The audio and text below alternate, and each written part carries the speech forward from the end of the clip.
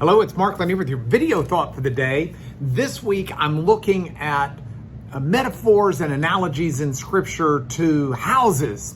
And so I thought for today, I might take a pretty simple concept, but at least draw our attention to some things that might ought to be percolating in our brain as we live today. The concept is how we build a house. Now, Houston's gotten a tropical storm in the last couple of days.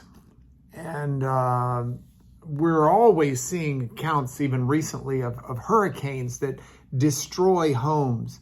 I was reading about a community in southern Louisiana that after this last hurricane has just thrown up their arms. And it's a community of about 3,200 people, and they're trying to figure out, do we rebuild our community here again for the second time in the last 20 years?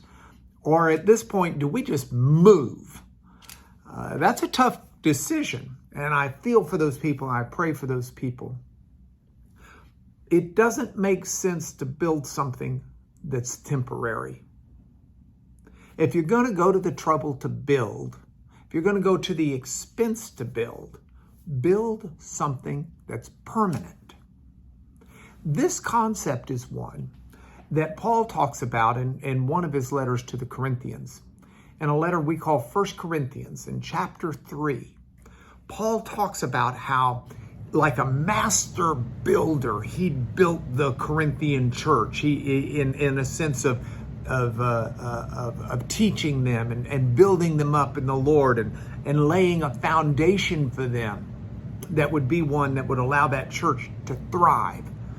But Paul says, be careful when you're building, because you can lay foundations that aren't based on Jesus. And if they're not based on Jesus, by definition, they're temporary. Only Christ is lasting. And so when you build on something that's permanent, when you build on Christ, you want to build with permanent things. You want to build with, Paul says, gold and silver and precious stones. You don't want to build with wood, hay, and stubble and things that'll burn up.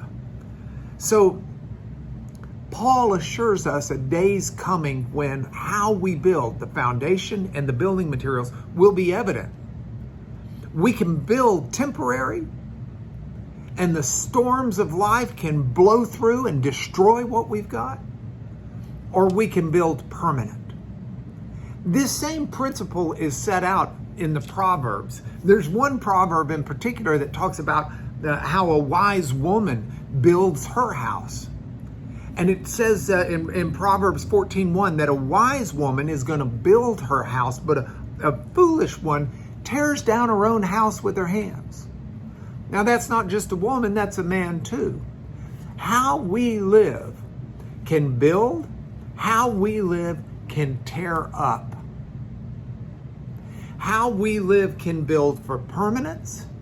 How we live can build enough to shelter us until the storms come.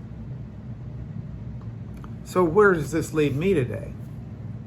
Well, today I'm building. We're all building.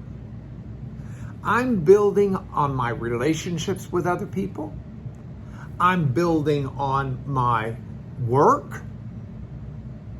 I'm building on my, you name it, my walk with the Lord, my emotional state of mind, my social relationships.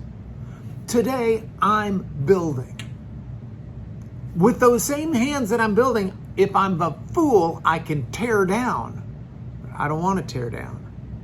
I want to build. I want to build good relationships. I want to build good work. I want to build good mind and heart. I want to build good things. But to do that, I need the foundation of Christ, and I need to build with permanent things. And those permanent things are found in the holiness of God. It's found Christ in me. It's found in Him using me to build. So I look to Him for direction. I look to Him for strength. I look to Him for wisdom. I look to Him for guidance, because today I'm building. And that's your video thought for the day.